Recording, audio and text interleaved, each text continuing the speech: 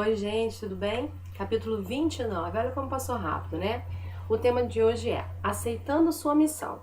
Em Efésios 2:10, nós lemos assim: Foi o próprio Deus quem fez de nós o que somos e nos deu uma vida nova da parte de Cristo Jesus. E muitos séculos atrás, ele planejou que gastássemos essa vida em auxiliar os outros. E em João 17:4 nós lemos assim: Eu te glorifiquei na terra, pois concluí até o último detalhe o que me deste para fazer. Diz assim o texto de hoje, né, esse capítulo. Você foi posto no mundo para fazer uma contribuição. Você não foi criado apenas para consumir recursos, comer, respirar e ocupar espaço. Deus o criou para que sua vida fizesse diferença. Apesar de muitos livros de sucesso oferecerem conselhos sobre como extrair o máximo da vida, não foi para isso que Deus fez você. Você foi criado para acrescentar alguma coisa à vida deste mundo, não apenas para usufruir esse mundo. Deus quer que você retribua com algo. Esse é o quarto propósito de Deus para a sua vida, denominado ministério ou serviço. A Bíblia oferece os detalhes. Você foi criado para servir a Deus. A Bíblia diz: Ele nos criou para que fizéssemos as boas obras que Ele já havia preparado para nós. Essas boas obras são o seu serviço. Sempre que você serve alguém, de alguma forma, está na verdade servindo a Deus e cumprindo um dos seus propósitos. Nos 2 próximos capítulos, você verá como Deus cuidadosamente formou para esse propósito. O que Deus disse a Jeremias vale para você também. Eu acho linda essa passagem. Antes de o formar no útero da sua mãe, eu o escolhi. Antes que você nascesse, eu o separei para uma boa obra, uma obra especial. Você foi posto neste mundo para uma missão especial. Você foi salvo para servir a Deus. A Bíblia nos diz: Foi Ele quem nos salvou e nos escolheu para o seu santo trabalho. Não porque merecêssemos, mas porque esse era o seu plano. Deus o redimiu. Assim você pode realizar a obra santa de Deus. Você não foi salvo pelo serviço, mas para o serviço. No reino de Deus há um lugar, um propósito, um papel e uma função a cumprir. Isso dá à vida enorme importância e valor. Comprar nossa salvação custou a Jesus a própria vida. A Bíblia nos faz recordar: Deus pagou um alto preço por vocês. Portanto, usem seu corpo para honrar ao Senhor. Não servimos a Deus movidos por culpa, medo ou mesmo obrigação, mas pela alegria profunda e gratidão pelo que Ele fez por nós. Devemos a vida.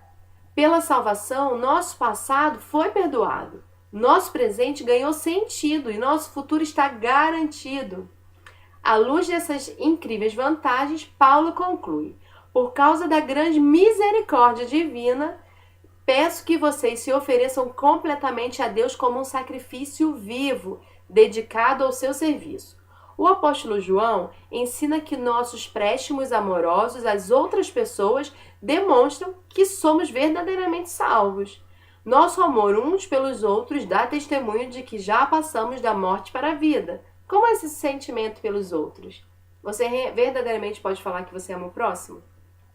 Só um pensamento. Se não sinto amor pelos outros, nem desejo ajudar as pessoas e me preocupo somente com as minhas necessidades, devo questionar se Cristo está realmente em minha vida. O coração salvo deseja servir. Outro termo relativo a servir a Deus e mal compreendido pela maioria das pessoas é o ministério.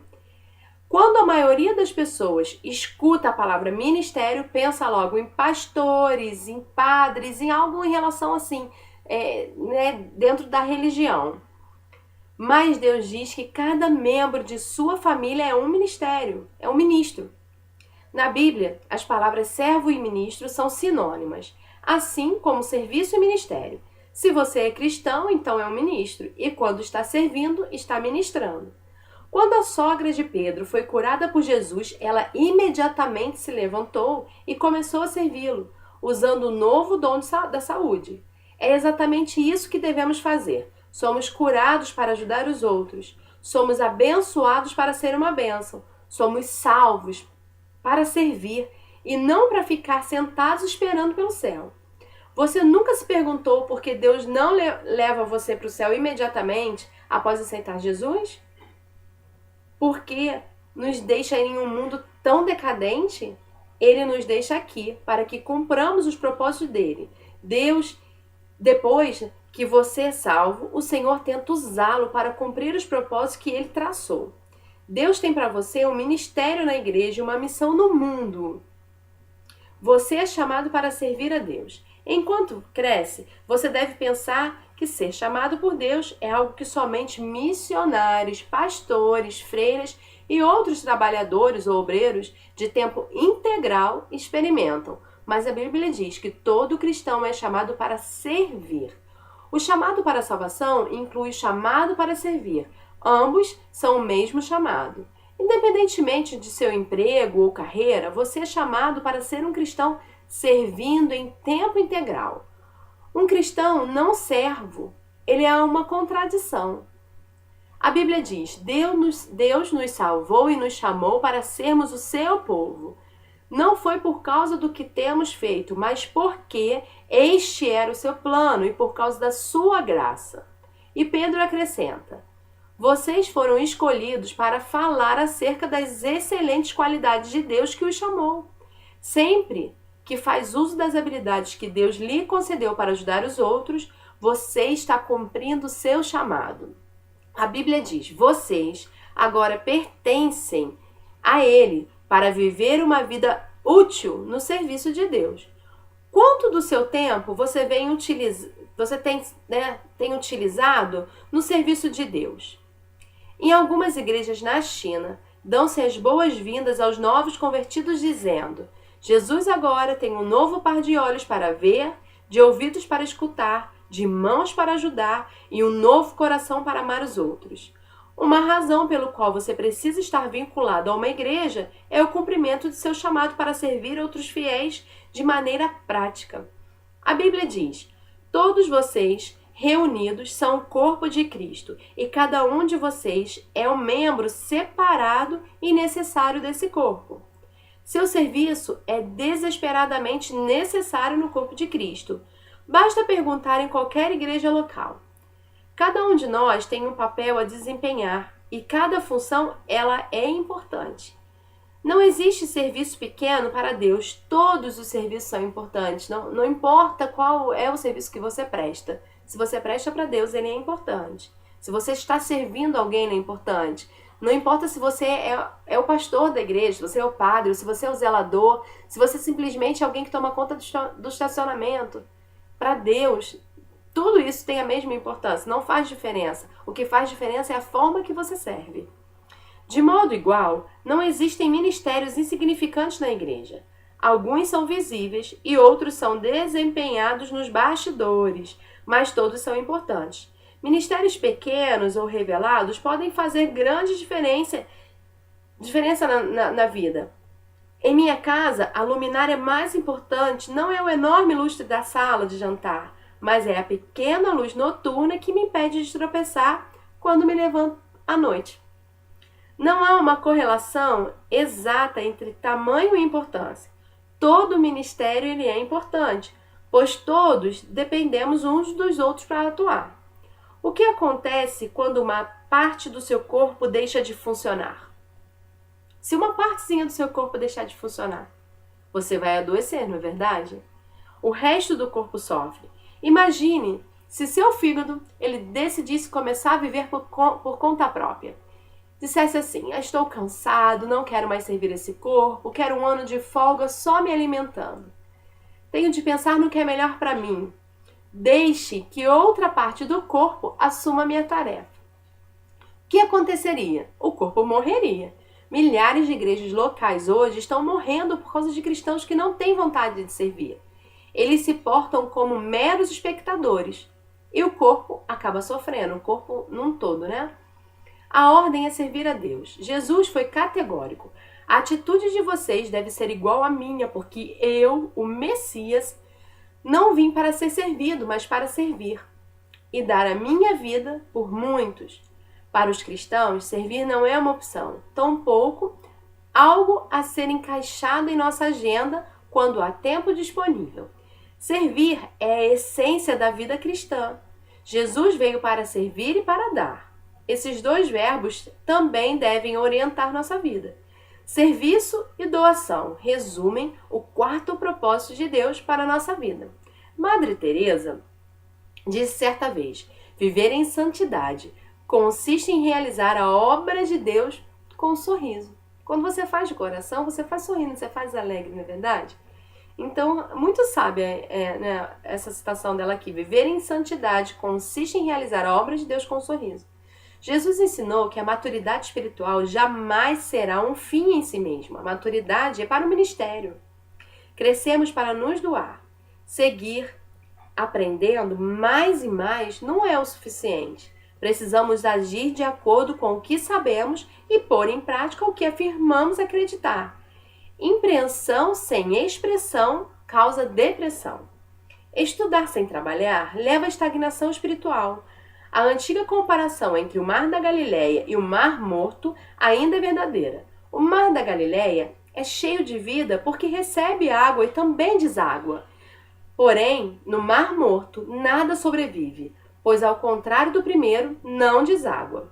A última coisa que muitos cristãos precisam hoje em dia é participar de outro estudo bíblico. Eles já sabem muito mais do que têm posto em prática. O que necessitam é de experiências em servir, nas quais possam exercitar seus músculos espirituais. Servir é contrário à nossa inclinação natural. Na maior parte do tempo, estamos mais interessados em ser servidos que em servir. Dizemos: estou procurando uma igreja que atenda às minhas necessidades e me abençoe. Ao invés de nós falarmos assim: estou procurando um lugar onde eu possa servir e ser uma bênção. Esperamos sempre que os outros nos sirvam, e não ao contrário. Mas à medida que amadurecemos em Cristo, o foco da nossa vida é mudado progressivamente para o serviço ao próximo. Um seguidor maduro de Jesus deixa de perguntar: quem irá promover minhas necessidades? E começa a perguntar da seguinte forma: de quem irei suprir as necessidades? Você alguma vez já fez essa pergunta? Para pensarmos, não é verdade? Preparando-se para a eternidade. Terminada a sua vida aqui, você comparecerá diante de Deus e Ele avaliará como você serviu os outros com sua vida. A Bíblia diz: cada um de nós prestará contas pessoalmente a Deus. Pense nas implicações disso. Um dia, Deus vai comparar o tempo e a energia que gastamos com nós mesmos em relação ao que utilizamos para servir os outros. Nesse momento, todas as desculpas para o egoísmo soarão vazias. Eu estava muito ocupado, eu tinha objetivos próprios, eu estava preocupado em trabalhar, me divertir ou preparar minha aposentadoria. Todas as desculpas, todas, Deus responderá. A todas elas Deus responderá: sinto muito, resposta errada. Eu o criei, salvei, chamei, comissionei para que você vivesse servindo. Qual parte você não entendeu? A Bíblia alerta os que não creem. Ele derramará sua ira e seu castigo sobre os que vivem para si mesmo. Para o cristão, isso significará a perda das recompensas eternas. Só estamos plenamente vivos quando estamos ajudando outros. Jesus disse: se você insistir em salvar a sua própria vida, você a perderá. Somente aqueles que põem de lado a sua vida por minha causa e por causa da boa nova é que saberão realmente o que significa viver. Essa verdade ela é tão importante que é repetida 5 vezes no Evangelho. Se você não está servindo, está apenas existindo, porque a vida foi feita para o ministério. Deus quer que você aprenda a amar e servir as pessoas de forma altruísta. Serviço e importância. Você dará a vida por algo. O que será? Uma carreira, um esporte, um passatempo, fama, riquezas. Nenhuma dessas coisas tem relevância eterna. Servir é o caminho para quem quiser ser importante. É por meio do ministério que descobrimos o sentido da vida. A Bíblia diz: todos achamos o nosso significado e função como parte do seu corpo. Quando servimos juntos na família de Deus, a vida assume uma importância eterna. Paulo diz: Quero que vocês pensem como tudo isso torna vocês mais importantes, não menos, por causa daquilo que vocês são parte. Deus quer usá-lo para que faça diferença no mundo dele. Ele quer atuar por seu intermédio, por meu intermédio. O que importa não é a duração da sua vida, mas da contribuição que você ofereceu. Não quanto você viveu, mas como nós vivemos. Se você não está envolvido em algum serviço ou ministério, que desculpa você tem dado?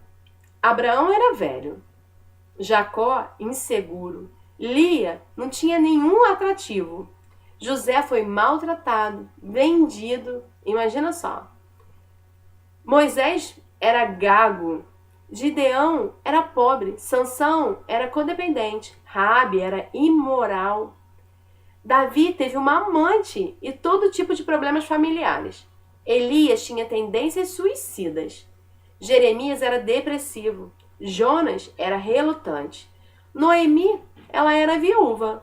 João Batista era no mínimo excêntrico. Pedro era impulsivo e temperamental. Marta se preocupava demais. E a samaritana teve vários casamentos fracassados. Zaqueu, ele era indesejado. Tomé, como todos nós conhecemos, não tinha fé. Ele tinha dúvidas. Paulo tinha saúde fraca. E Timóteo era tímido. Nós hoje escutamos muitas pessoas falando que não consegue se doar pela timidez. Mas aqui tá, olha, Timóteo era super tímido.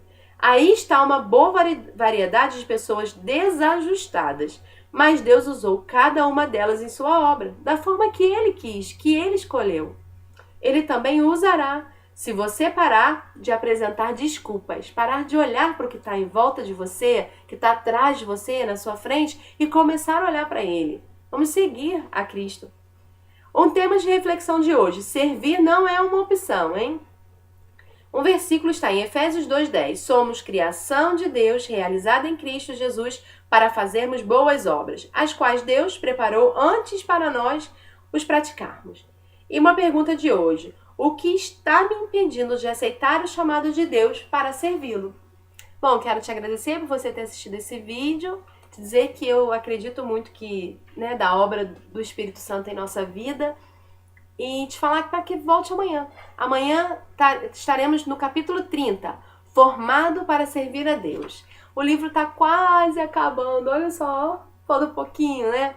Mas temos planos aí, dentro da obra de Deus. E eu tenho certeza que quando Deus está na frente, todas as coisas cooperam, para o bem daqueles que amam a Deus.